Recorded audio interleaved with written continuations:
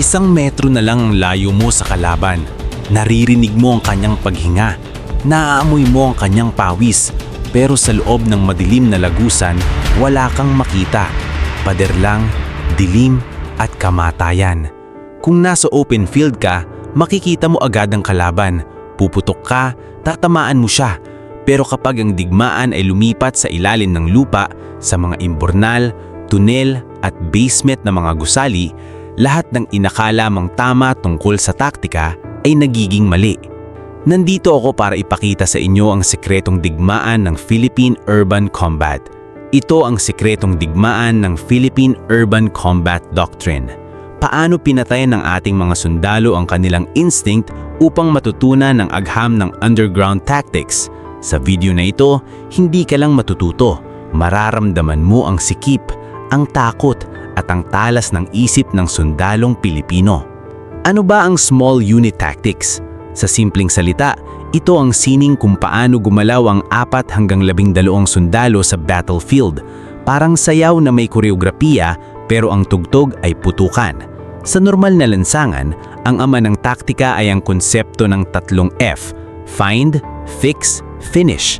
Find, saan nanggagaling ang putok? Fix, barilin mo ang kanyang posisyon para hindi siya magalaw. Finish, lapitan at barilin siya. Pero kapag ang digmaan ay lumipat sa ilalim ng lupa, sa mga imbornal, tunel at basement ng mga gusali, lahat ng inakala mong tama tungkol sa taktika ay nagiging mali. Tawagin natin itong ang alanganin, the void. Ang tunel ay hindi lamang yungib. Ito ay isang 3-dimensional maze na may pahalang at patayang galaw.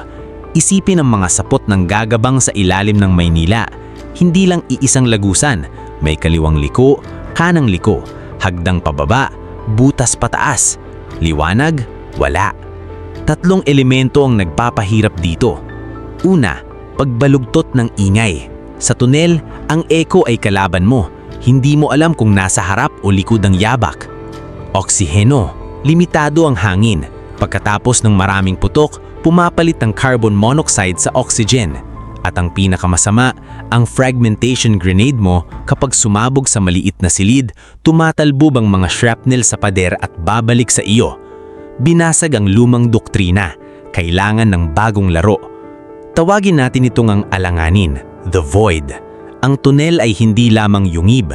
Ito ay isang 3-dimensional maze na may pahalang at patayang galaw. Isipin ang mga sapot ng gagabang sa ilalim ng Maynila. Hindi lang iisang lagusan, may kaliwang liko, kanang liko, hagdang pababa, butas pataas. Liwanag, wala. 3 elemento ang nagpapahirap dito. Una, pagbalugtot ng ingay. Sa tunel, ang echo ay kalaban mo. Hindi mo alam kung nasa harap o likod ang yabak. Oksiheno, limitado ang hangin. Pagkatapos ng maraming putok, pumapalit ang carbon monoxide sa oxygen. At ang pinakamasama, ang fragmentation grenade mo kapag sumabog sa maliit na silid, tumatalbog ang mga shrapnel sa pader at babalik sa iyo. Binasag ang lumang doktrina, kailangan ng bagong laro. Paano nalutas ng Philippine Army ang problemang ito? 2 letra, TI, thermal integration. Hindi na sila umasa lamang sa mata, gumamit sila ng thermal scopes. Gamit ang thermal, ang taong nagtatago sa dilim kahit nasa ilalim ng kama ay parang Christmas light dahil mainit ang katawan. Pero teka, hindi sapat ang mga gadgets, kailangan ng bagong taktika. At dito pumapasok ang brutal na kasanayan ng ating mga sundalo, ang angle breaching. Karaniwan, papasok ka sa pintuan. Sa underground warfare, gumagawa ka ng sarili mong pinto. Isipin mo, ang kalaban ay nasa underground warehouse. Ang pintuan ay booby-trapped. Ano ang ginagawa ng isang squad? Hindi sila dumadaan sa pintuan. Umaakyat sila sa sahig ng ikalawang palapag. Gumagamit sila ng sledgehammer o breaching charge para sirain ang sahig pagkatapos ay biglang bababa mula sa itaas. Sa military language, ito ay vertical flanking. Ang depensa ng kalaban ay nakaharap sa harap, pero ang ating atake ay galing sa itaas, pababa. Ang anggulo ng putok, 45 degrees, pababa. Ang labanan ay hindi na pahalang, kundi 3-dimensional. May isa pang taktika, ang rat running formation. Halip na 4 na sundalo na nakapila, ang bagong doktrina ay gumagamit ng 2 men cells. Number 1, thermal scope, ang scanner. Number 2, shotgun o SMG, ang tagaprotekta sa kanto. Walang bukas na flashlight maliban sa infrared. Ang dilim ay kanilang panangka. Hindi ito teorya.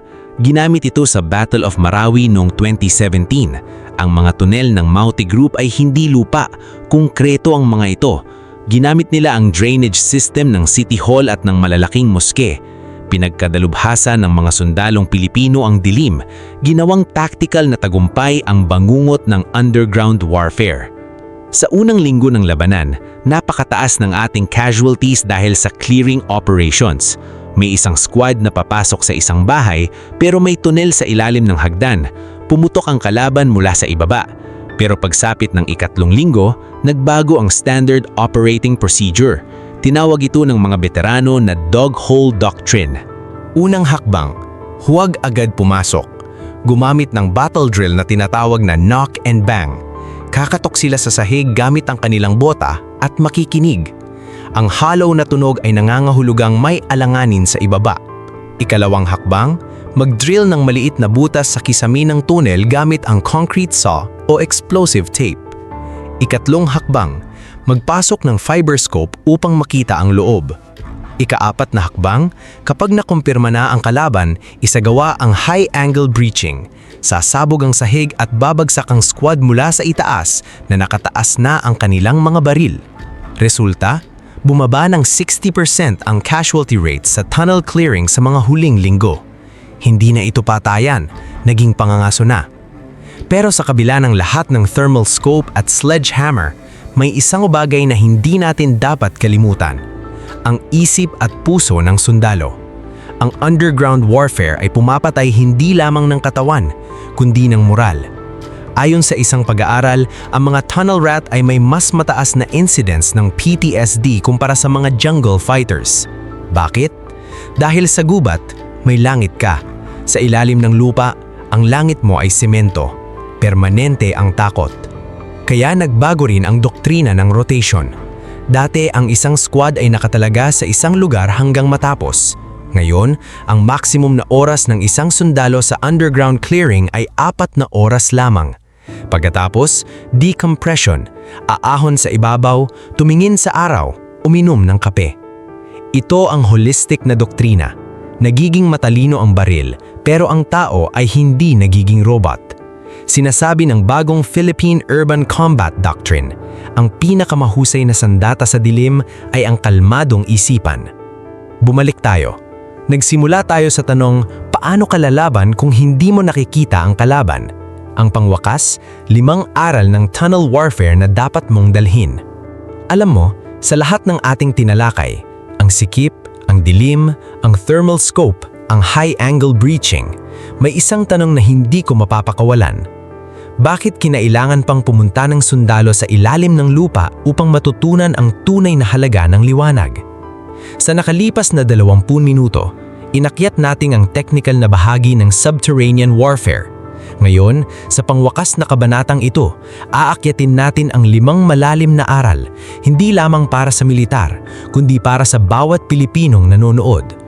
Dahil ang pakikidigmang ito ay hindi lamang tungkol sa digmaan, ito ay metapora para sa pagharap sa hindi nakikita, sa hindi inaasahan, at sa tila imposibleng sitwasyon. Halina, buuin natin ng may puso. Unang aral, hindi lahat ng labanan ay tuwid na linya. Sa normal na buhay, iniisip natin na kung may problema, harapin, atakihin, tapos. Pero sa tunnel, wala kang direktang linya. Ang kalaban ay nasa tabi mo, nasa ibaba mo, o nasa likod ng pader na hindi mo mabutas.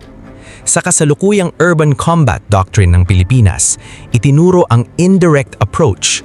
Ibig sabihin, kapag hindi mo nakikita ang kalaban, huwag pilitin ang baril. Gumamit ng sensors, vertical breaching, at pasensya. Sa totoong buhay, ganun din. May mga problema sa pamilya, sa trabaho, at sa pag-ibig na hindi nalulutas ng direktang paghaharap. Minsan kailangan mong umatras, magmasdan, at humanap ng ibang anggulo. Tanggapin na walang silbi ang lumang line of sight. Magtiwala sa thermal kaysa sa iyong mga mata. Baguhin ang geometry ng laro. Dumaan sa kisame. At higit sa lahat, alagaan ang mental health ng iyong unit.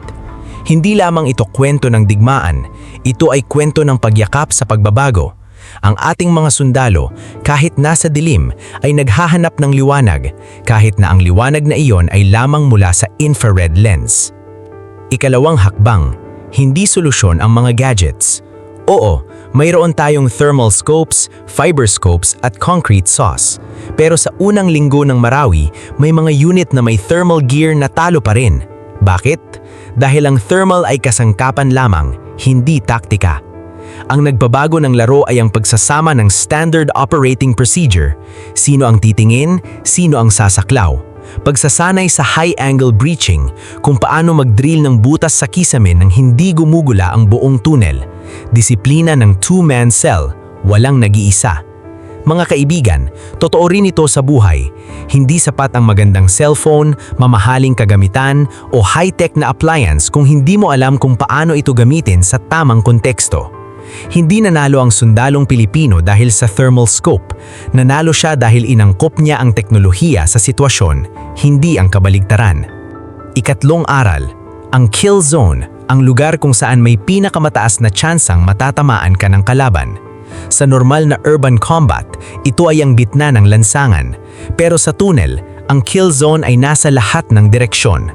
Kailangang tumingin ang mga sundalo sa lahat ng direksyon, hindi lamang sa harap. Kaya ang bagong doktrina ay tinatawag na 360-degree security. Kahit nasa tunnel, ang iyong likod ay binabantayan ng iyong kasama.